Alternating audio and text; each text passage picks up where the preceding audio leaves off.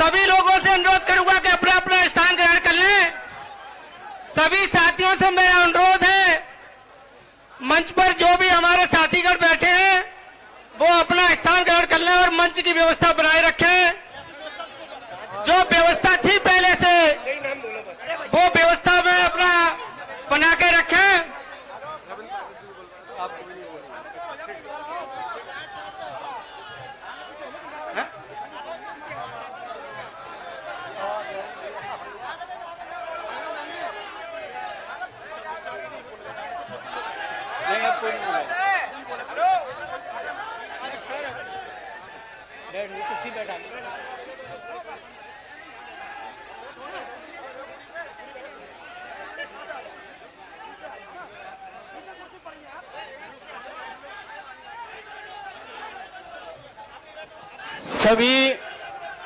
सभी साथी जोरदारी के साथ एक नारा लगाएंगे, बहुजन समाज पार्टी जिंदाबाद, बहुजन समाज पार्टी जिंदाबाद, जिंदाबाद जिंदाबाद, माननीय बहन कुमारी मायावती जी जिंदाबाद, जिंदाबाद जिंदाबाद, माननीय बहन कुमारी मायावती जी जिंदाबाद, जिंदाबाद जिंदाबाद, बाबा साहब अमर रहे, बाबा साहब अमर रहे, कांसी राम साहब अमर रहे, आकाश जी संघर्ष करो, माननीय आकाश आनंद जी संघर्ष करो, बहुजन समाज पार्टी जिंदाबाद, जिंदाबाद जिंदाबाद, बहुजन समाज पार्टी जिंदाबाद, जिंदाबाद जिंदाबाद। सभी साथी, अब मैं मंच पर भी जो साथी हैं उनसे निवेदन करूंगा वो बैठ जाएं।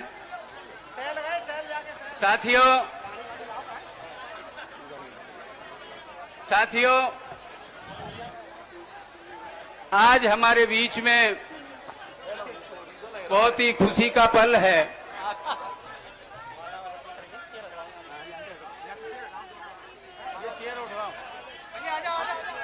और इस अवसर पर बहुजन समाज पार्टी के नेशनल कोऑर्डिनेटर, इस अवसर पर बहुजन समाज पार्टी के नेशनल कोऑर्डिनेटर, युवाओं के प्रेरणा स्रोत माननीय आकाश आनंद जी हम सब लोगों के बीच में विराजमान हैं।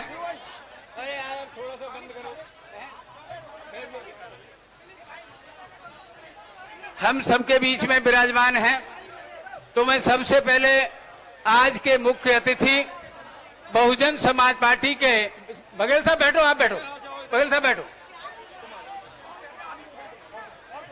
आज के इस जनसभा के मुख्य अतिथि बहुजन समाज पार्टी के राष्ट्रीय कोऑर्डिनेटर सम्मानीय आकाश आनंद जी से मैं अनुरोध करूंगा, उसके साथ साथ हमारी लोकसभा सुरक्षित की प्रत्याशी हमारी बहन पूजा अमरोही जी और फतेहपुर सीकरी लोकसभा से हमारे प्रत्याशी रामनिवास शर्मा जी, मेरा आप तीनों से अनुरोध है, बाबा साहब मान्यवर कांसी राम साहब के तैल चित्र पर माल्यार्पण करें।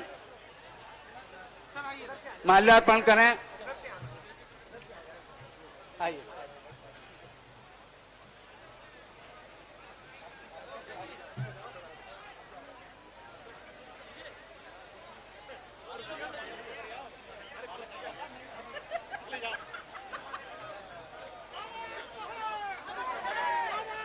बाबा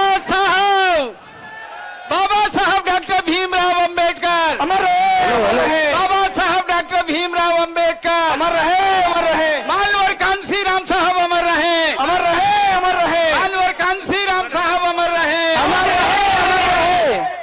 अमर रहे, मानवर भीमराव अंबेडकर अमर रहे, अमर रहे, मानवर कांसी राम साहब अमर रहे, अमर रहे, अमर रहे, मानवर कांसी राम साहब अमर रहे, अमर रहे, अमर रहे।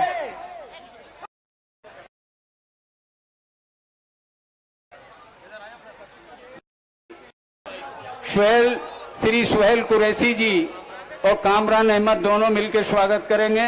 तो भाई अब बाकी लोग स्वागत करके उतरते जाएं। पंडित जी नेक्स्ट व्यवस्था बनाने में सहयोग करो। हाँ नहीं तो करो ना, आगे तक करवाओ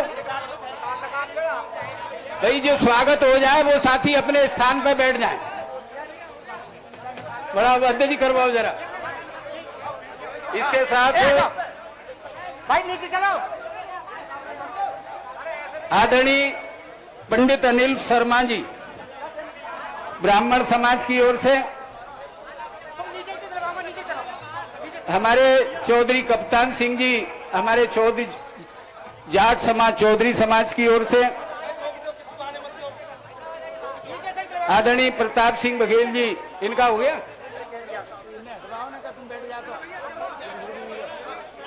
इसको करो यार इनसे।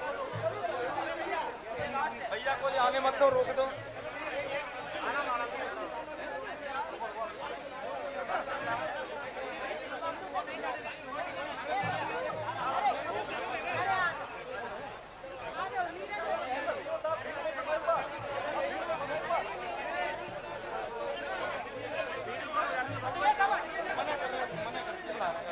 भैया रोक दो।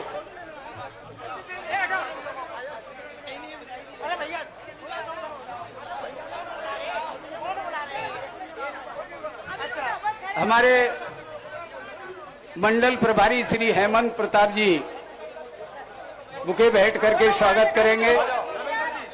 मंडल प्रभारी आगरा मंडल।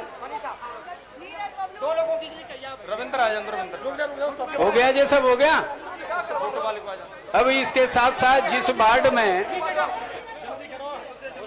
भाई सुमित सेन जी बुके भेंट करके स्वागत करें। भाई संजीव चक जी जो हमारे पूर्व प्रत्याशी टूंडला रहे हैं वो भी स्वागत करेंगे। संजीव चक जी बुके भेंट करके जो टूंडला से हमारे प्रत्याशी रहे हैं सुरक्षित सीट से भेंट करेंगे। इसके साथ साथ वार्ड नंबर 1 की पार्षद मीना देवी और यहाँ के जो सम्मानित हमारे पदाधिकारी कार्यकर्ता साथी हैं वो आ जाएं। जिस वार्ड में ये कार्यक्रम हो रहा है वो आए और स्वागत करें। नहीं मैं नहीं करूंगा, वो कह दी मैंने। अनिल शर्मा खेरागढ़ जी, भाई इमरान भाई,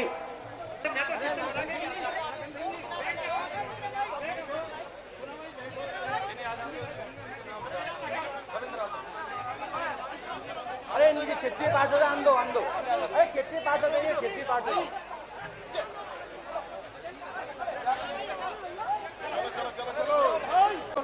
नाम बोले तो लोग नाम बोले।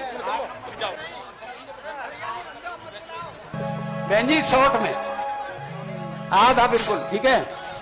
तो निशा बो जी हमारी बहन है, वो स्वागत गान शुरुआत करेंगी।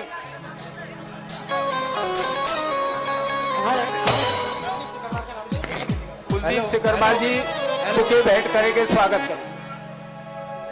भैया आप बैठ जाइए थोड़ा। हेलो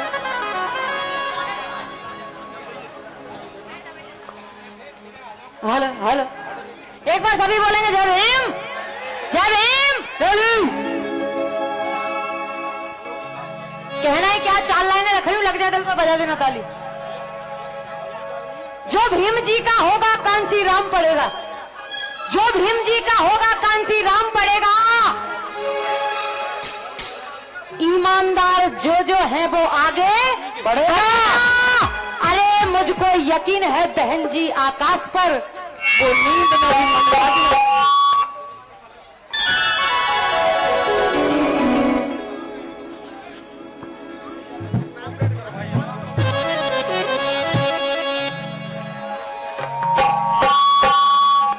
हेलो, शुरू करें जल्दी, टाइम नहीं कर रहे भैया, रुक जाओ।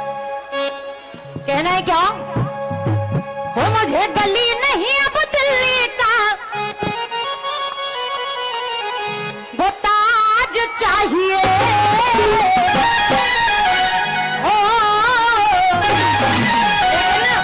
वो मुझे मायावती और साहू जैसा राज चाहिए।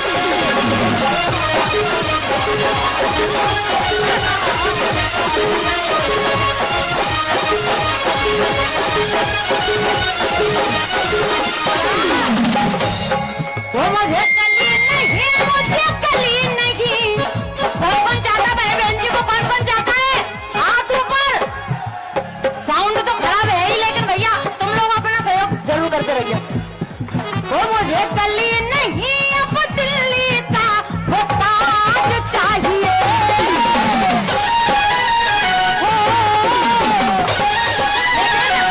वो मुझे मायावती और साहू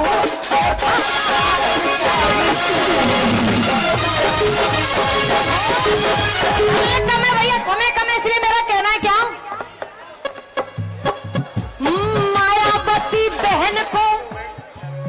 मायावती बहन का आकाश से है कहना। क्या कहना है? मायावती बहन का आकाश से है कहना, घर मौत भी आ जाए सड़कों पे अब है रहना। क्या बात है?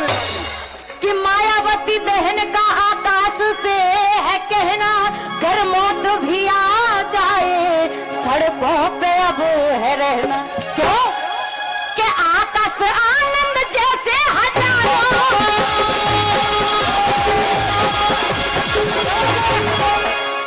अरे आकाश आनंद जैसे हजारों जिगर वो चाहिए।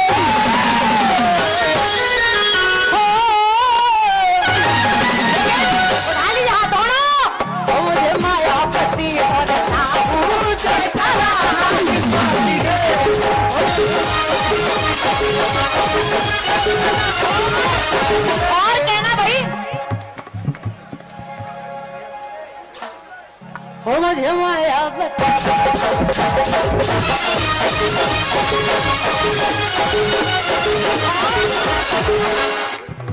कौम के लिए कुर्बान की जवानी, अरे यूं ही नहीं बनी हूं मैं कांसी राम की दीवानी।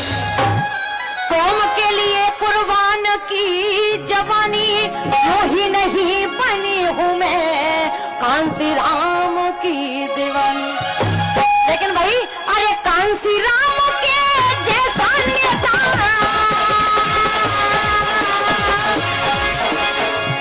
अरे कांसी राम के जैसा नेता वो मुझे आज चाहिए।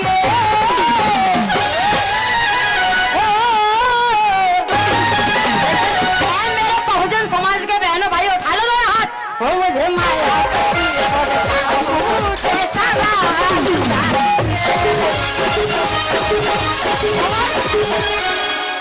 साहू के सान में तो, साहू के राज में तो है बराबरी देखी, साहू के राज में ही विषमता उसने रोकी। लेकिन भाई अरे संसद में भी साहू का क्या चाहिए, अरे संसद में भी साहू का वो आवाज चाहिए।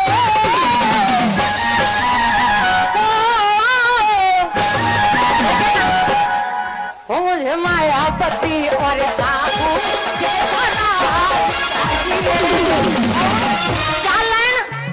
भाई आकाश आनंद जी के लिए रख रही हूँ। सुनिए कहना है क्या, कि राह में खतरा बहुत है लेकिन ठहरता कौन है, कि राह में खतरा बहुत है लेकिन ठहरता कौन है, मौत कल आनी है आज आ जाए, अरे डरता कौन है, तेरे लश्कर के मुकाबले में अकेला खड़ा हूँ मगर, अरे फैसला मैदान में होगा कि मरता कौन है, फैसला मैदान में होगा कि मरता कौन है।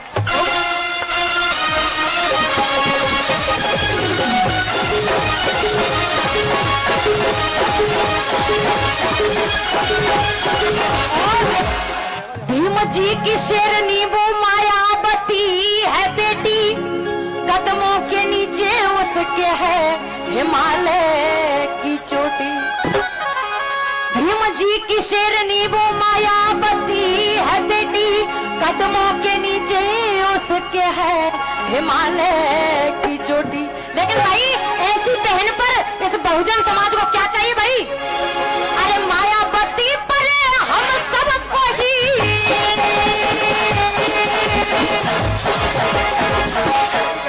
अरे मायावती पर हम सबको ही, अरे नाच चाहिए। भाई ऐसी बहन पा करके आप लोगों को गर्व नहीं होता? किन किन को होता भाई? उठा लिया तो मुझे मायावती और सासू जयकारा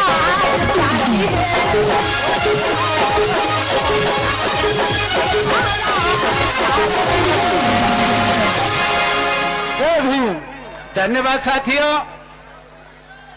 अभी हमारी बहन निशा बोध ने ओजस्वी जो स्वागत गान गाया है। अब मैं आपके समय को जाया न करते हुए आज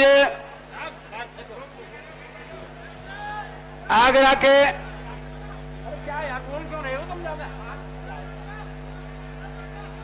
आगरा के इस ऐतिहासिक मैदान और ऐतिहासिक जगह, क्योंकि इसके बराबर में एक पवित्र धार्मिक स्थल है चक्की पाट बौद्ध विहार। साथियों, ये वो स्थान है जिसमें 18 मार्च 1956 को बाबा साहब डॉक्टर भीमराव अंबेडकर जी ने स्वयं आकर के इस बौद्ध विहार की स्थापना की थी। इसलिए ये बहुत ही पवित्र जगह है, पवित्र स्थल है। इस स्थल पर आए हुए सभी बहुजन समाज के लोगों, सर्व समाज के लोगों से मेरी यही अपील है साथियों कि लंबे समय से आप लोगों ने तमाम दलों के शासन देखे। मैं केवल एक बात कहता हूं, ये बहुजन समाज पार्टी है और सर्व समाज की उम्मीदों को, उनकी समस्याओं को, उनकी दुख और तकलीफों को इस देश और प्रदेश में साथियों खत्म करके एक सामान्य जीवन जैसा हर व्यक्ति जीता है, ये बहुजन समाज पार्टी इस देश में करना चाहती है। क्योंकि बहुजन समाज पार्टी इस देश में केवल एक पार्टी नहीं है। बहुजन समाज पार्टी एक राजनीतिक दल के साथ साथ एक सोच है, एक विचारधारा है, जिसको हम साथियों मिशन, मूवमेंट और कारवां इस देश में कहते हैं। इसलिए साथियों, मेरा आज इस अवसर पर आप लोगों से कहना है कि ये वही नीला झंडा है और हाथी निशान है जिसको बाबा साहब डॉक्टर भीमराव अंबेडकर जी ने हमको दिया था, और ये वही नीला झंडा हाथी निशान है जिसको माननीय कान्सी राम साहब इस देश में लेकर के आए, और ये वही नीला झंडा हाथी निशान है जिसको हमारी मुखिया परम आदरणीय बहन कुमारी मायावती जी ने मजबूती के साथ इस देश में साथियों खड़ा करने का काम किया, और 4 बार इस प्रदेश में मुख्यमंत्री बनने का काम साथियों बहुजन समाज पार्टी ने किया। आज उसी नीले झंडे को बहुजन समाज पार्टी के उत्तराधिकारी के तौर पर साथियों हमारे बीच में आज के इस कार्यक्रम के मुख्य अतिथि, सम्मान के योग्य आदरणीय आकाश आनंद जी हमारे बीच में आए हैं। तो आपसे यही अपील है, निवेदन है कि आप लोग भारी जन समर्थन के साथ माननीय आकाश आनंद जी का हाथ उठा करके स्वागत करेंगे। और मैं सबसे पहले नारे बोलूंगा, उसके बाद में माननीय आज के मुख्य अतिथि जी को आमंत्रित करूंगा। बहुजन समाज पार्टी जिंदाबाद, जिंदाबाद, जिंदाबाद। बहुजन समाज पार्टी जिंदाबाद, जिंदाबाद, जिंदाबाद। माननीय बहन कुमारी मायावती जी जिंदाबाद, जिंदाबाद, जिंदाबाद। माननीय बहन कुमारी मायावती जी जिंदाबाद, जिंदाबाद, जिंदाबाद। बाबा साहब अमर रहे, बाबा साहब अमर रहे, माननीय कान्सी राम साहब अमर रहे, माननीय कान्सी राम साहब अमर रहे, माननीय कान्सी राम साहब अमर रहे, माननीय आकाश आनंद संघर्ष करो, हम आपके साथ हैं। माननीय आकाश आनंद संघर्ष करो, हम आपके साथ हैं। तो अब मैं बहुत ही अदब के साथ, बहुत ही सम्मान के साथ आमंत्रित करता हूं बहुजन समाज पार्टी के नेशनल कोऑर्डिनेटर, युवाओं के आइकॉन आदरणीय आकाश आनंद जी को वो आए और विशाल जन समूह के बीच अपनी बात कहें। माननीय आकाश आनंद जी।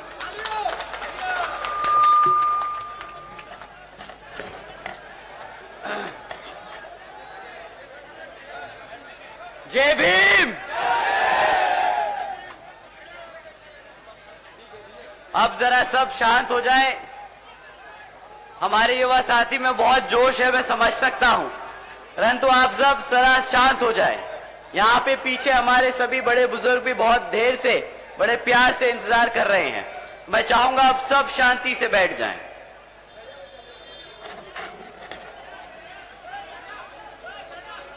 साथियों, सबसे पहले मैं आज हमारे सभी मुसलमान भाइयों बहनों, बड़े बुजुर्ग, माताओं, आप सभी को ईद की मुबारकबाद देना चाहता हूं।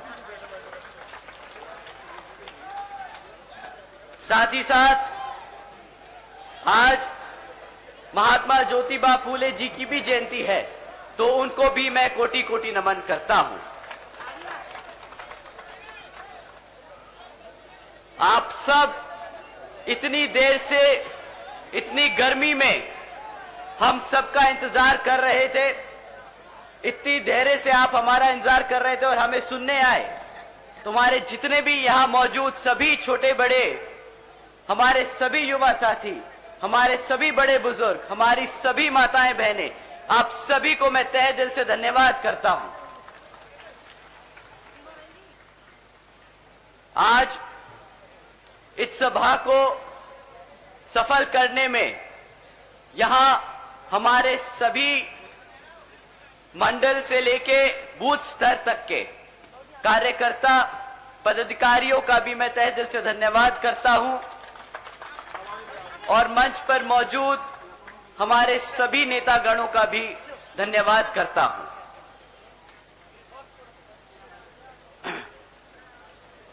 अपनी बात आप सबके बीच में रखने से पहले मैं अपने सभी संतों, गुरुओं व महापुरुषों में से खासकर महात्मा ज्योतिबा फूले जी, छत्रपति शाहू जी महाराज जी, नारायणा गुरु जी, पेरियार रामास्वामी जी, बाबा साहब डॉक्टर भीमराव अंबेडकर जी एवं मान्यवर साहब श्री काशीराम जी को नमन करता हूं। साथ ही यहां हमारी पार्टी व बहुजन समाज पार्टी की राष्ट्रीय अध्यक्ष व उत्तर प्रदेश की 4 बार मुख्यमंत्री एवं पूर्व सांसद आदरणीय बहन जी के नाम से लोकप्रिय बहन कुमारी मायावती जी को भी पूरे तहे दिल से आभार प्रकट करता हूं, जिन्होंने अपना पूरा जीवन बामसेफ, DS4 व BSP के जन्मदाता एवं संस्थापक मान्यवर साहब श्री काशीराम जी के बताए हुए रास्ते पर चलकर परम पूज्य बाबा साहब डॉक्टर भीमराव अंबेडकर जी के मानवतावादी व आत्मसम्मान व स्वाभिमान के मूवमेंट के कारवा को अपने आजीवन त्याग, तपस्या व कड़े संघर्ष से एक नई राजनीतिक ऊर्जा शक्ति प्रदान की है तथा उत्तर प्रदेश जैसे विशाल व महत्वपूर्ण राज्य में 4 बार अपनी पार्टी BSP के नेतृत्व में सरकार बनाकर खासकर बहुजन समाज के लिए एक ऐसी मिसाल बन गई है जिससे प्रेरणा लेकर करोड़ों लोग यहां सामाजिक परिवर्तन व आर्थिक तरक्की की मिशनरी कार्य में जुड़े हुए हैं। इतना ही नहीं साथियों, बल्कि मैं भी उनके इस नेतृत्व से प्रभावित होकर BSP मूवमेंट से जुड़ा हूं और उनके पद चिन्हों पर चलकर इस मिशनरी दायित्व को, कर्तव्य को व फर्ज को पूरा करना चाहूंगा, जिसके लिए बहुजन समाज के मसीहा परम पूज्य बाबा साहब डॉक्टर भीमराव अंबेडकर जी आजीवन कड़ा संघर्ष करते रहे। साथियों, जैसा कि आप सब जानते हैं कि लोकसभा के आम चुनाव के बीच में हम सब हैं, परंतु अपनी चुनावी मुद्दों को आपके बीच में रखने से पहले मैं हमारे पार्टी के कुछ मुद्दे आपके बीच में रखना चाहूंगा। अगर यहां पे हमारा समाज, हमारा परिवार हमें इजाजत दे तो आप लोगों की सहमति है तो मैं अपनी बात आप लोगों के बीच में रखूं। साथियों, जैसा कि आप जानते हैं, विरोधी दल चुनावी दौर में नहीं बल्कि हर एक वक्त हमारे मूवमेंट, हमारी बहुजन समाज पार्टी को गुमराह करने के लिए, उसको तबाह करने के लिए हमारे कार्यकर्ता, हमारे युवा साथी, हमारे सभी समर्थकों को गुमराह करने के लिए साम दाम दंड भेद का इस्तेमाल करते रहते हैं। इसमें से सबसे एक बहुत जरूरी चीज मैं आप लोगों के बीच में आज रखना चाहूंगा। साथियों, दुश्मन कभी भी सामने से आके वार नहीं करता, हम पे डरता है, इसलिए हमें कभी सामने से आके चुनौती नहीं देता, परंतु वो एक नई तकनीक इस्तेमाल करता है। जैसे इंडियन फोर्स स्लीपर सेल्स बोलती है ना, वैसे ही ये दुश्मन, वैसे ही ये विरोधी पार्टियां हमारे समर्थकों, हमारे कार्यकर्ता, हमारे लोगों के बीच में ये बहरूपिये भेजते हैं। ये बहरूपिये भेजते हैं और हमारे समाज के लोगों को अंदर से तोड़ने की कोशिश करते हैं। ये लोग किस रूप में आते हैं, आप लोग उन्हें कैसे पहचानेंगे, मैं आपको बताना चाहूंगा। हमारे युवा साथियों को स्पेशली आप लोग ध्यान से सुनिएगा। आप लोगों में गर्म जोश बहुत है और मुझे वो बहुत अच्छा लगता है।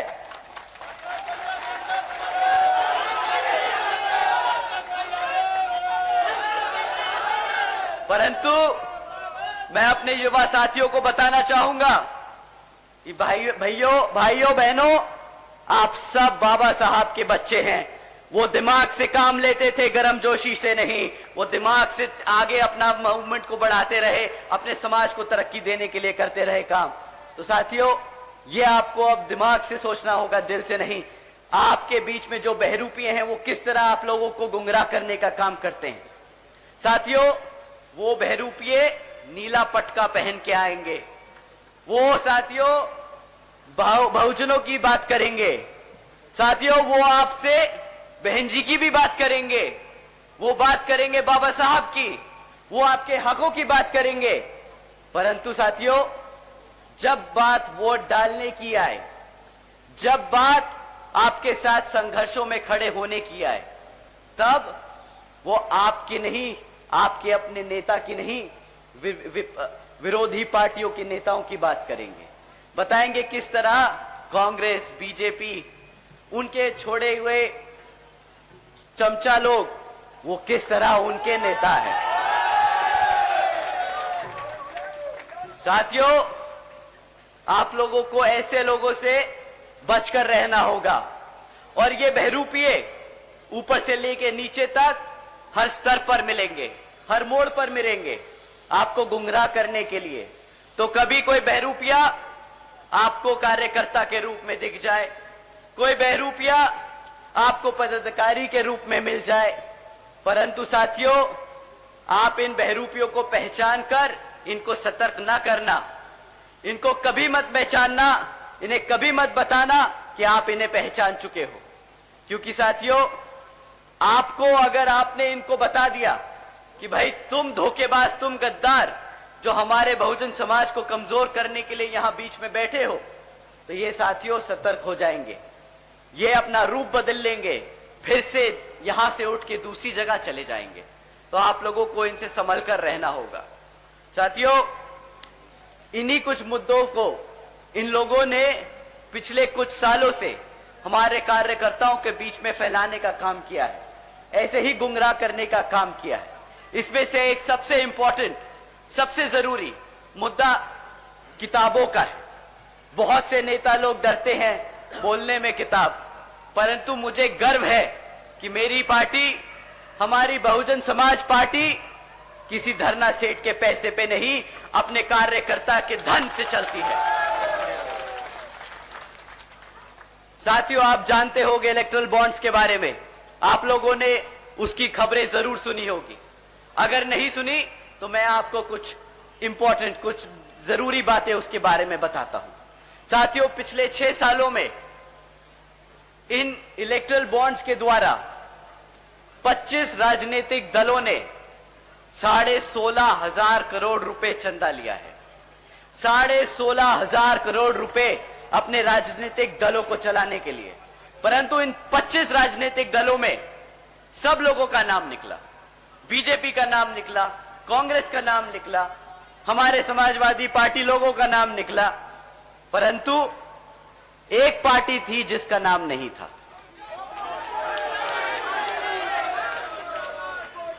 आपको पता है किसकी पार्टी थी वो? आपके चंदे से चलने वाली पार्टी है वो, आपकी अपनी बहुजन समाज पार्टी है वो। साथियों, बहुजन समाज पार्टी ने कभी नहीं किसी धरना सेठ से 1 रुपया लिया, ना आज तक लिया है, ना आगे कभी लेगी। हमारे कार्यकर्ताओं के तन मन और धन से हम लड़ते आए हैं ये चुनाव, आज तक और आगे भी लड़ते रहेंगे। और मेरे को पता है हमारे लोग दबी आवाज में ही सही, पर आज मैं मन से बोलता हूं, अपने किताबों के बोझ को नहीं मानते।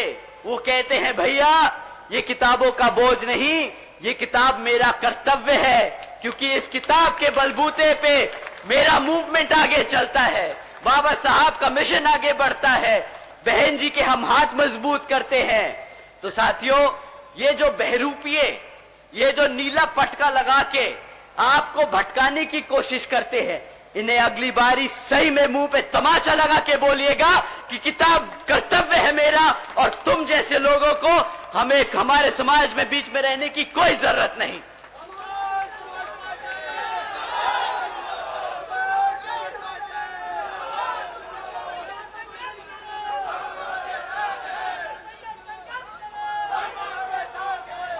साथियों, यह तो रही बात बहरूपियों की, यह तो रही बात नाटकबाजों की।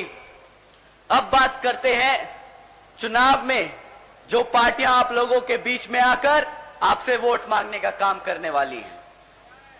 साथियों, इसमें से एक पार्टी है जो पिछले 10 साल से सत्ता में आसीन है, 10 साल से वो केंद्र की सरकार चला रही है। अब समय आ गया है कि आंख बंद कर नहीं, इनके मीठे बातें सुन के नहीं, इनसे सवाल कर इनको जवाब देने का। साथियों, 10 साल से ये लोग आप पर राज करते आए हैं, तो इस बारी जब वोट मांगने आए तो आप इनसे 3 मुद्दों पर सवाल कीजिएगा। हम किसी जाति धर्म पे बात नहीं करेंगे, हम सिर्फ 3 मुद्दों पर बात करेंगे। हम बात करेंगे शिक्षा पर, हम बात करेंगे सुरक्षा पर, और हम बात करेंगे रोजगार पर। साथियों, ये तीनों मुद्दे ऐसे हैं जिसकी बदौलत हम आज यहां पर खड़े हैं। इन्हीं 3 मुद्दों को लेकर बहन जी ने संघर्ष किया है, और आज हम जैसे लोग इतनी बड़ी जनसभा रख पा रहे हैं। साथियों, पहला मुद्दा शिक्षा का है। हमें बीजेपी की सरकार से अब पूछना होगा कि भाई पिछले 10 सालों में क्यों इतनी पेपर लीकों की खबरें आती हैं।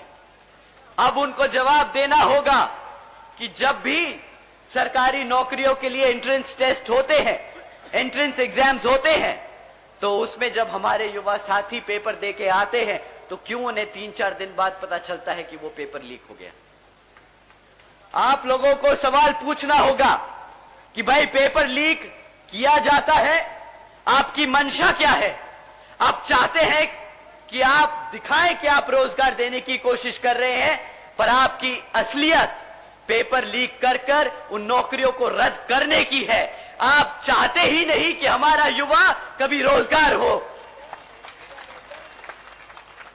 साथियों, एंट्रेंस एग्जाम देने तक तो दूर की बात है, हमारे बच्चे अगर आज भी प्राइमरी और मिडिल स्कूल में पढ़ रहे हैं तो उनका इतना बुरा हाल है कि ना आधे से ज्यादा, मैं सरकारी सर्वे आपके बता रहा हूं, सरकारी सर्वे बताता है साथियों कि आज सरकारी स्कूलों में 8वीं कक्षा के बच्चे, आधे से ज्यादा 8वीं कक्षा के बच्चे गुणा भाग नहीं कर सकते। क्या ऐसे ही हम अपने बच्चों को अपने पैरों पर खड़ा कर पाएंगे? अगर हम प्लस माइनस ही नहीं कर पाएंगे तो हम कहां से कोई व्यापार करेंगे, कहां से हम रोजगार की बात करेंगे। साथियों, आज सरकार का सर्वे बोलता है कि 8वीं कक्षा के बच्चे ना गुणा भाग कर सकते हैं, ना अंग्रेजी में बात कर सकते हैं, ना अंग्रेजी समझ सकते हैं। प्रधानमंत्री जी इंडिया को एक वर्ल्ड इकोनॉमी बनाने की बात करते हैं, बहुत बड़ी इकोनॉमी बनाने की बात करते हैं। प्रधानमंत्री जी मुझे लगता है अपने व्यापारी दोस्तों के लिए व्यापार करते हैं, अपने दोस्तों के लिए भारत की वर्ल्ड इकोनॉमी बनाने की बात करते हैं, क्योंकि हमारे समाज के बच्चे जो सरकारी स्कूलों में पढ़ रहे हैं वो बेचारे ना अंग्रेजी में बोल पाते हैं, ना समझ पाते हैं। तो कैसे हमारा बच्चा बढ़ते हुए भारत में व्यापार करेगा, कैसे वो रोजगार ले पाएगा। आप बोलते हो कि हम यूएस से बिजनेस करेंगे, हम यूरोप से बिजनेस करेंगे। अरे मेरा बच्चा अगर अंग्रेजी उनकी समझ नहीं पाएगा, बोल नहीं पाएगा, तो कहां से मेरे बच्चे को रोजगार मिलेगा, कहां से वो व्यापार करेगा। साथियों, ये लोग डिजिटल इंडिया की बात करते हैं। डिजिटल इंडिया के नाम पे जो मजाक किया है आपके सामने फैक्ट में रखता हूं। साथियों, सरकारी स्कूलों में 65% सरकारी स्कूलों में आज एक भी कंप्यूटर नहीं है। जब कंप्यूटर नहीं होगा तो बच्चे सीखेंगे कैसे? अगर सीखेंगे नहीं तो बनेगा कहां से डिजिटल इंडिया? कौन सा डिजिटल इंडिया की बात करते हो अगर हमारे बच्चों को कंप्यूटर चलाना नहीं आएगा? साथियों, जिन बच्चे कुछ सरकारी स्कूलों में अगर टूटा फूटा एक अगर कंप्यूटर पड़ा भी होगा तो उसमें इंटरनेट कनेक्शन नहीं होगा। अगर इंटरनेट कनेक्शन नहीं है तो बच्चा कहां से दुनियादारी के बारे में समझेगा, कहां से उसे पता चलेगा कि अमेरिका में क्या हो रहा है, जापान में क्या हो रहा है, चाइना में क्या हो रहा है। परंतु ये लोग सिर्फ मार्केटिंग करना चाहते हैं। डिजिटल इंडिया का बड़ा पोस्टर छापेंगे और पूरे भारत में घुमाएंगे, उस पे हजारों करोड़ रुपया खर्चेंगे, पर डिजिटल इंडिया की योजना के नाम पर 1 रुपया खर्चना नहीं पसंद करेंगे। साथियों, दूसरा सबसे जरूरी मुद्दा जिस पे आपको उनसे सवाल उठाने, वो है हमारे युवा साथियों के लिए रोजगार का। रोजगार के नाम पर पिछले 10 सालों में आज एक फैक्ट सामने आता है। भाई, पिछले 10 सालों के इनके काम के बाद आज हमारे यहां 3 में से 1 ग्रेजुएट युवा बेरोजगार घूम रहा है। अब अगर 3 में से 1 ग्रेजुएट बेरोजगार घूम रहा है तो मतलब 2/3 भारत के युवा साथी बेरोजगार हैं। रही बात जो लोग पढ़ लिख चुके हैं, अगर बाय चांस गलती से ये जो करप्शन बड़ी बखूबी से करते हैं, अगर गलती से नौकरी का पर्चा निकाल दें तो वहां पे क्या भीड़ भाड़ मचती है, क्या मारामारी होती है। ये एक न्यूज क्लिप की हेडलाइन सुन के बताता हूं। साथियों, एक न्यूज क्लिप थी जिसमें था हेडलाइन 90,000 से ज्यादा पीएचडी स्कॉलर्स, इंजीनियर्स और ग्रेजुएट्स क्लास 4 की नौकरी के लिए अप्लाई कर रहे हैं। बताओ, 90,000 से ज्यादा इतने पढ़े लिखे बच्चे एक क्लास 4 की नौकरी के लिए अप्लाई कर रहे हैं। क्लास 4 की नौकरी की क्वालिफिकेशन 5वीं पास है। 5वीं पास के क्वालिफिकेशन पे हमारे पीएचडी स्कॉलर्स को अप्लाई करना पड़ रहा है। इतनी मारामारी है साथियों। पर ये लोग बहुत गर्व से बोलते हैं कि कैसे इन्होंने रोजगार को रोक के लोगों को पेट भरने का काम किया है, लोगों को पेट भरने का काम किया है। ये बोलते हैं कि भाई हमने आज 80 करोड़ से ज्यादा लोगों को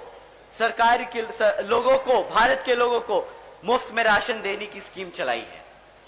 साथियों, केंद्र की भाजपा के बड़े से छोटे नेता और जितने भी भक्त आपको मिलेंगे वो बोलेंगे कि मेरी पार्टी ने 80 करोड़ जनता को मुफ्त में राशन दिया है। पर इन मूर्खों से कोई पूछे कि अबे उल्लुओ, अगर तुमने 80 करोड़ जनता को मुफ्त में राशन दिया है तो मतलब आधी जनता बेरोजगार घूम रही है, इसका क्या जवाब है तुम्हारे पास? अगर आधी जनता बेरोजगार घूम रही है तो राशन नहीं चाहिए था तुमसे। 2014 में तुम्हें राशन के वादे पर सत्ता में बिठाने का काम नहीं किया था। तुमने वादा किया था हर साल 2 करोड़ नौकरी देने का। 80 करोड़ जनता को भिखारी बनाने का वादा नहीं किया था।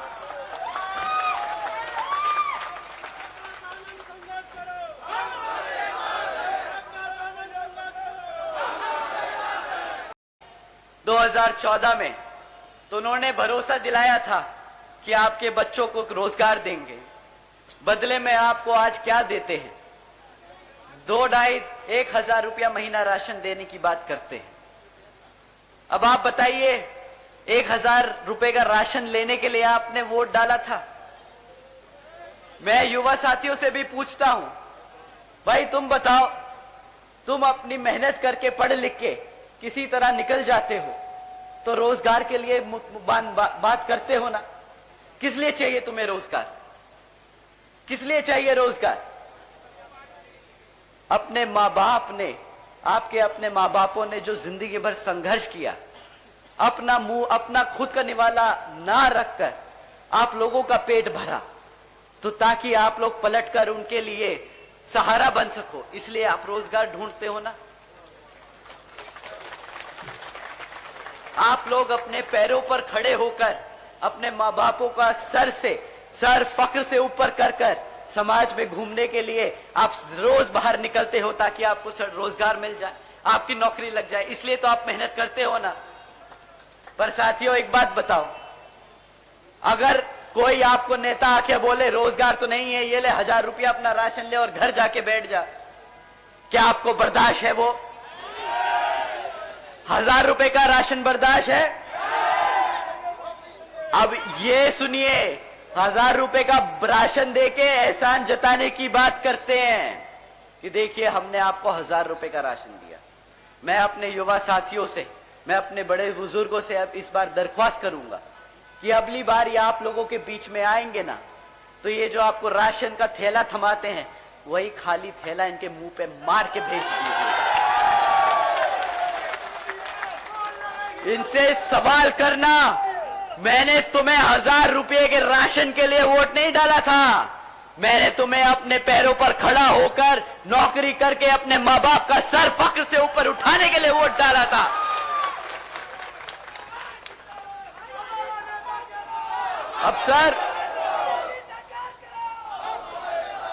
अब मैं अपने युवा साथियों से दूसरा सवाल करने को पूछूंगा।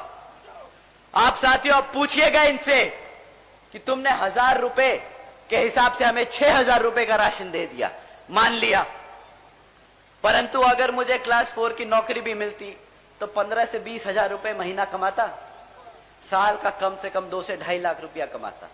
तुमने मुझे बदले में क्या दिया? 2.5 लाख रुपए के बदले 6,000 रुपए का राशन, 12,000 रुपए का राशन। अबे तुम लोग क्या हमें बेवकूफ समझते हो? मेरा समाज अब उठ रहा है, बाबा साहब का समाज अब ये बर्दाश्त नहीं करेगा। ये गुजरात का मॉडल अपने को समझ नहीं आता है भाई साहब।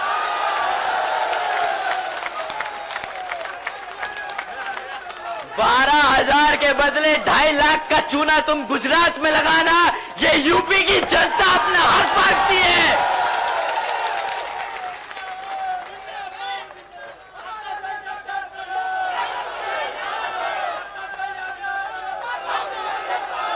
साथियों, यही लोग गला फाड़ फाड़ कर सड़क पर घूम रहे थे आपके साथ बीच में, महंगाई महंगाई महंगाई।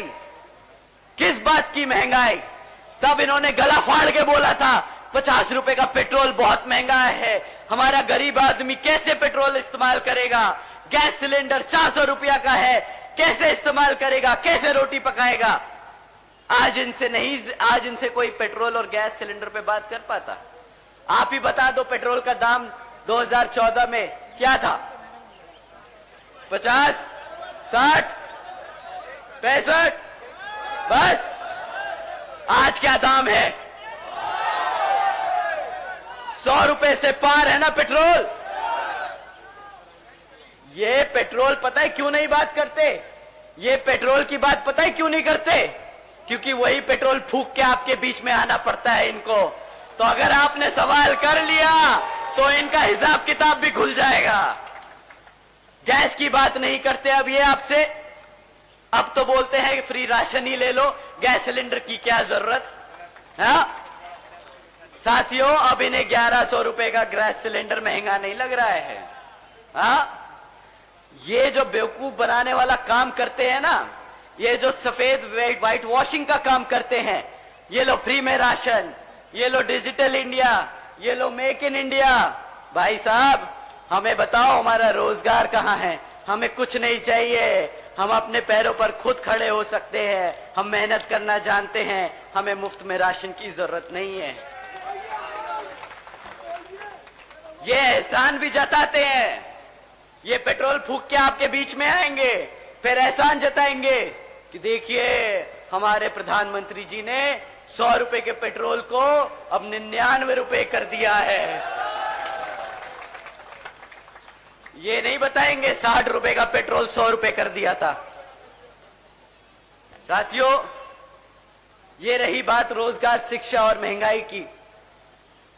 अब बात करते हैं सुरक्षा की।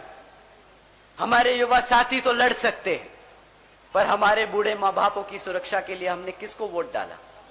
हम अपनी सरकार पे ही भरोसा कर सकते हैं ना कि वो हमारे माँ बापों की, हमारे बड़ों की सुरक्षा करेंगे। परंतु यहां के मुख्यमंत्री जी बड़े गर्व से चुपचाप ऑर्डर पास करते हैं रात को 8 बजे कि भाई कल से लड़कियां शाम को 8 बजे के बाद प्राइवेट इंस्टीट्यूट्स में ट्यूशन बाहर नहीं ले सकती। क्यों? क्योंकि बेचारे हमारे मुख्यमंत्री जी इसकी गारंटी नहीं ले सकती कि भाई हमारी बेटियों को सुरक्षा दे सके, परंतु चौड़ के बहुत अच्छे से गर्व से घूम के बोलते हैं कि आज उत्तर प्रदेश में बच्चा बच्चा सुरक्षित है। अरे भैया, भूखा मार दिया, सुरक्षित बचा कहां से वो?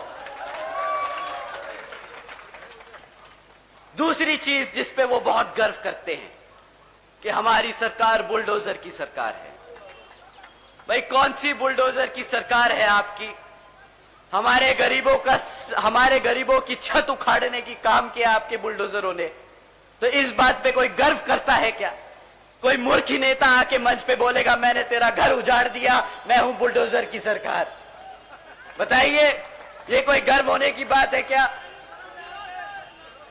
साथियों, इनको याद दिलाने का समय आ गया है कि बुलडोजर अपने अवाम की जनता पे, अपनी जनता के घर उजाड़ने के लिए नहीं, गुंडे माफियों के वैध धंधों पर तोड़ने के लिए इस्तेमाल किए जाते हैं, जैसे बहन कुमारी मायावती जी ने किया था अपने शासनकाल में।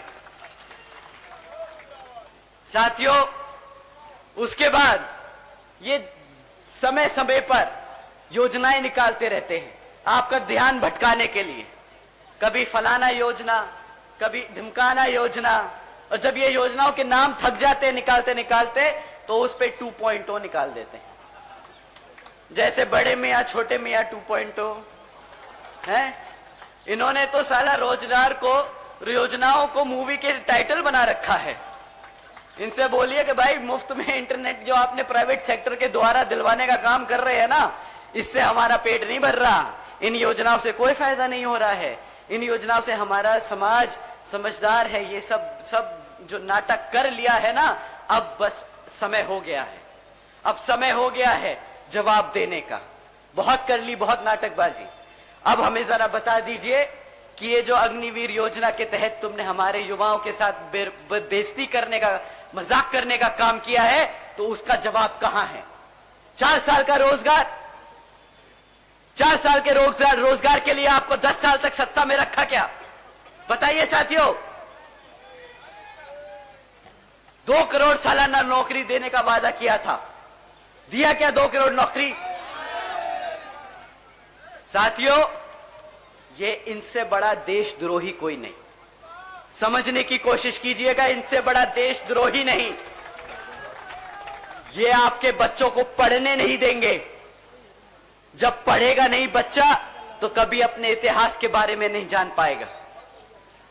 जब इतिहास नहीं पता होगा, तो जो सामने वाला आज बता रहा है वही मानेगा। आपको पढ़ने तो देगा नहीं, जब पढ़ोगे नहीं तो अपना इतिहास नहीं जानोगे, ना अपना रोजगार कभी ले पाओगे। ये क्या करेंगे? फिर से गुलाम बनाएंगे आपको। रिजर्वेशन खत्म करने का नया तरीका ढूंढना है इन्होंने। जब नौकरियां नहीं होगी तो रिजर्वेशन कहां से देंगे? देना ही नहीं पड़ेगा। ये दीमक की तरह काम कर रहे हैं हमारे समाज को खत्म करने के लिए। साथियों, ये बड़े बड़े पोस्टरों से चमकने की जरूरत नहीं है, हकीकत जमीन पे समझने की जरूरत है। साथियों, इनके बारे में अगर मैं और बोलता जाऊंगा तो लगता है अगला लोकसभा आम चुनाव आ जाएगा, पर इनकी विफलताएं नहीं खत्म होंगी।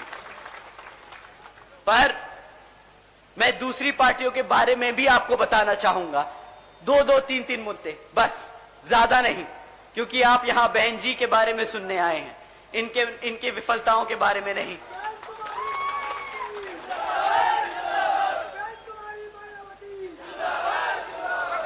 साथियों, 2012 में एक युवा नेता आए थे आप लोगों के बीच में, भरोसा आप सब ने जताया था, परंतु आज युवा मेरे को बोलता है YouTube पे, Facebook पे, मीटिंगों में, और मैं ये दोहराऊंगा, मुझे मना किया उन्होंने कि भैया ये हम आपसी की बात है, मंच पे से मत बोलिएगा, पर मैं जानना चाहूंगा, मैं अपने सभी युवा साथियों के साथ अपने बड़े बुजुर्गों को भी बताना चाहूंगा कि हमारा युवा कैसा परेशान है। वो बोलता है हंसी मजाक में कि भैया लाल टोपी पे साइकिल पे बैठकर आए थे, वो लाल टोपी खुद पहन के आए तो बस आखिर में टोपा हमें ही पहना गए भैया। साइकिल पे पहन के पूरा प्रदेश घूम लिए हैं, आज उस साइकिल में ना हवा है ना हमारे पेट में खाना है, पर इनसे भैया अगली बारी इनको वोट नहीं डालना है।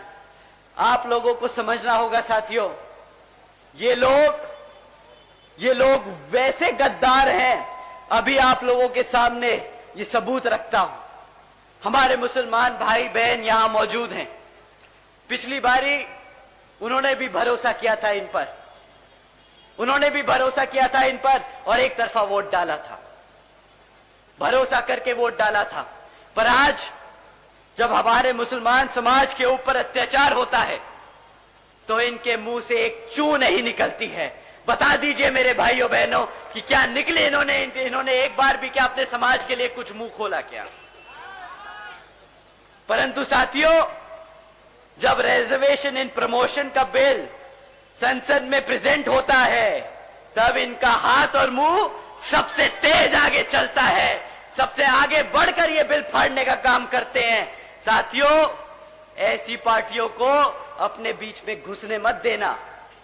बहुत हो गया इनका भाषणबाजी, बहुत हो गया मौका, अब रिजल्ट चाहिए भैया। 5 साल के रिकॉर्ड के साथ हमसे बात करिए कि पिछले 5 साल में अपने शासनकाल में तुमने करा क्या हमारे लिए। साथियों, इसी क्रम में कांग्रेस पार्टी भी आपके बीच में आएगी कि आ चुकी है कि आगे चली जाएगी, उनका बेचारों को अता पता नहीं। मणिपुर से निकले थे, कन्याकुमारी जा रहे हैं, किसके साथ किसके लिए पता ही नहीं। आजकल बोलते हैं भारत जोड़ो भारत जोड़ो। 60 साल दिया इस जनता ने इन्हें, 60 साल तक सत्ता में रखा, तब तो तुम लोगों ने भारत नहीं जोड़ पाए। आज जब तुम्हारी हालत इतनी खस्ता हो चुकी है तो तुम सड़क पर घूमकर भारत जोड़ो की बात करते हो। मेरा समाज भारत जोड़ो की बात नहीं करता, हमारा समाज रोजगार की बात करेगा, हमारा समाज आज की बात करेगा। बहुत हो गया, 60 साल बहुत लंबा समय होता है। अगर 60 साल में तुम ना काम कर पाए तो आज आगे भी 5 साल में नहीं कर पाओगे। हमारे बड़े बुजुर्ग बहुत अच्छे से बता के गए हैं कि बेटा, एक बार गलती हो दूसरा मौका दे दो, 2 बार गलती हो तीसरा मौका दे दो, पर अगर तीसरी बार भी गलती करी तो वो गलती नहीं बेटा, धोखा है, धोखा। अब इनसे धोखा मत खाना। साथियों, अब बहन जी की बात करते। हमारी आदरणीय बहन कुमारी मायावती जी ने जो काम किए हैं, मैं चाहूंगा हमारे युवा साथी ध्यान से सुने, क्योंकि ये जो काम मैं आपको अब बता रहा हूं, ये काम हम दोबारा करेंगे और इसको दुगने स्तर पे करेंगे अगर आप हमें मौका देंगे। साथियों, बात करते हैं अपनी बहन बेटियों की शिक्षा, सुरक्षा और उनकी फाइनेंशियल सिक्योरिटी के लिए। साथियों, देश में पहली बार बहन जी ने एक योजना चलाई थी, महामाया गरीब बालिका आशीर्वाद योजना। हमारे बड़े बुजुर्गों के को उनके बारे में पता होगा। इस योजना के तहत साथियों, बहन जी ने 3,25,000 बच्चियों को उनके पैदा होने पर 1 लाख रुपए देने का काम किया था। साथियों, इस योजना के तहत देश में पहली बार एक गरीब घर में पैदा हुई लड़की लखपति पैदा हुई थी। साथियों, बहन जी ने इस योजना के तहत 3,25,000 करोड़ रुपए अपनी बच्चियों को देने का काम किया है। इसे मुफ्त में राशन नहीं, इसे अपने पैरों पर खड़े होने के लिए इसको अपने पैरों पे खड़े होने के लिए अवसर कहते हैं। साथ ही में साथियों, बहन जी ने सावित्रीबाई फुले का आशीर्वाद योजना भी चलाई थी। इसके तहत बहन जी ने अपनी बच्चियों को 12वीं तक की शिक्षा मुफ्त में देने का काम किया था। 7 लाख बच्चियों को इसका लाभ हुआ। 7 लाख बच्चियों को इसका लाभ हुआ। बहन जी ने 600 करोड़ से ज्यादा की लागत अपनी बच्चियों पर खर्चने का काम किया था। और आने वाले विधानसभा, लोकसभा चुनाव में अगर आप हमारा साथ देंगे तो बहन जी इसको दुगने तिगने स्तर पर इसको बढ़ा के आगे काम करेंगे। साथियों, ये तो बात थी शिक्षा की, प्राइमरी एजुकेशन की। उसके बाद हम ग्रेजुएशन लेवल की एजुकेशन के बारे में बात करते हैं। साथियों, बहन जी ने प्रदेश के व्यावसायिक technical institutes, engineering colleges, polytechnic एवं इंडस्ट्रियल ट्रेनिंग इंस्टीट्यूट्स में हमारे अन्य पिछड़े वर्गों के छात्रों के लिए 27वीं सदी आरक्षण की व्यवस्था तय की थी। उन्होंने अपने पिछड़े समाज को लेकर पढ़ाई लिखाई में आगे बढ़ाने का काम किया था। आज की डेट में प्रधानमंत्री से लेके भाजपा का छोटे से छोटा नेता या भक्त आपके बीच में खड़े होकर यह नहीं बता सकता कि उसने पिछड़े समाज के लिए क्या काम किया है, कैसे उसे पढ़ाने का लिखाने का काम किया है। परंतु हमारे पास रिकॉर्ड है, हमारी नीतियां हैं, हमारे पास डेटा है बताने के लिए। साथियों, इसी क्रम में बहन जी ने खाली सीटों में आरक्षण नहीं किया था, बल्कि सरकारी कॉलेजेस के हॉस्टल्स में भी 27% आरक्षण देने का काम किया था अपने पिछड़े वर्ग के भाइयों बहनों के लिए। इसी के साथ साथ बहन जी के गवर्नेंस मॉडल के तहत चलकर बसपा की सरकार ने प्रदेश में अपने शासनकाल में 12,500 करोड़ से 12,500 करोड़ की लागत से हमारे सभी SC, ST, OBC व आदिवासी समाज के 3,50,000 से ज्यादा परिवारों को महामाया आवास योजना के तहत अपना खुद का घर देने का काम किया। बुलडोजर नहीं चलाया, इसका प्रचार नहीं किया। उन्होंने अपने परिवार को, अपने समाज को घर देने का काम किया। साथियों, नेता, एक लीडर ऐसा होता है जो अपनी आवाम के लिए परेशान हो, दिन रात अपनी आवाम के लिए सोचे, अपने समाज के लिए काम करे। वो ये काम करके दिखा चुके हैं। और अगर आप लोग दोबारा मौका देंगे तो आने वाले लोकसभा चुनाव में अगर आप उन्हें प्रधानमंत्री बनाकर पार्लियामेंट में भेजने का काम करेंगे तो यही योजनाएं पूरे देश में लागू करने का बहन जी काम करेंगी। साथियों, यही नहीं बल्कि बहन जी की सरकार में कृषि एवं संबंधित कार्यों में मिनिमम डेली वेजेस को 55 रुपए से बढ़ाकर 100 रुपए प्रतिदिन करने का बहन जी ने काम किया था। और साथियों, पिछड़े वर्ग के लोगों की क्रीमी लेयर की वार्षिक आय को 3 लाख रुपए से बढ़ाकर 5 लाख रुपए करने का भी काम किया था। यही नहीं बल्कि अपने सरकार के दौरान बहन जी ने 90,000 से ज्यादा शिक्षकों को सरकारी नौकरी देने का काम किया। 1 लाख से अधिक सफाई कर्मचारियों को रोजगार दिया। 2 लाख से अधिक पुलिस फोर्स में भर्ती की, 6 लाख से अधिक हमारे सभी अपर कास्ट के समाज में से सभी जरूरतमंद लोगों को सरकारी नौकरी देने का काम किया। साथियों, यही नहीं, सबसे पहले जो बैकलॉग की नौकरियों को भरने का, बड़े स्तर पर भरने का काम बहन जी की सरकार में हुआ। साथियों, अब मैं आप लोगों का और ज्यादा समय ना लेते हुए मैं आपसे सिर्फ एक दरख्वास्त करता हूं कि आने वाले लोकसभा चुनाव में आप पहले तो ये बहरूपियों से संभाल कर रहेंगे, दूसरा विपक्षी दल जब आपके बीच में आए तो वही जो खाली राशन आपको देके गए हैं, वही खाली राशन का थैला उनको थमा के वापस भेजे, और यहां पर जो आपके क्षेत्र में बीएसपी के प्रत्याशी हैं, आप उनको वोटिंग मशीन पे हाथी वाला निशान का बटन दबाकर यहां पर विजय बनाकर बहन जी को प्रधानमंत्री बनाने का काम करें। और ये हमारे लिए नहीं, आप अपने समाज के लिए काम करेंगे। साथियों, आप अपनी बात यही समाप्त करते हुए मैं आप लोगों से रजा लेता हूं। जय भीम, जय भारत। हमारे जो कुछ बहनें स्वागत के लिए रह गई हैं नीचे, और कैंट विधानसभा के साथी वो आकर स्वागत कर लें। धन्यवाद। छावनी विधानसभा की टीम आ जाए स्वागत के लिए। छावनी विधानसभा की टीम।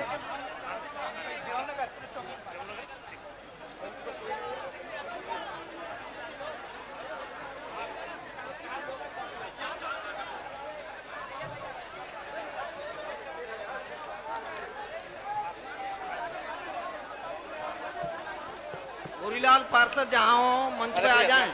जय भीम।